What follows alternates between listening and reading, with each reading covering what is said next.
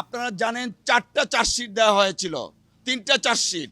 Even 111-এর সময় একটা chargesheet দেওয়া হয়েছিল, সেই চার্জশিটে তারেক রহমান সাহেবের নাম ছিল না। শেখ হাসিনা ওয়াজেদ যখন ক্ষমতায় আসলেন তখন আব্দুল কাহার আকন্দকে নিয়োগ করে 4র্থ চার্জশিট দেন।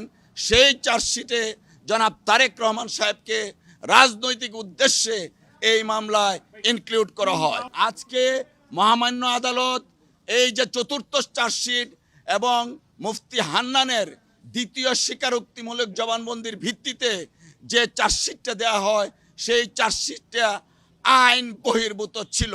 সিআরপিসি এবং এভিডেন্স অ্যাক্টে এই চার্জশিটের কোনো আইনগত ভিত্তি নাই।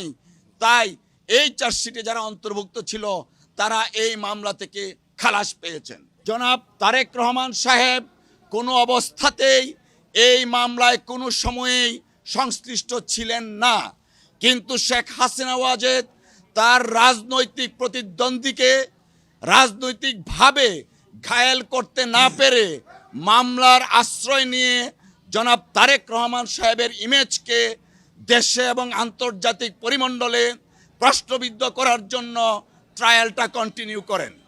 যারা এই মামলার দণ্ডপ্রাপ্ত ছিলেন এবং আপিল করেছেন এবং যারা আপিল করেননি সবাইকে এই মামলা থেকে খালাস দেয়া হয়েছে।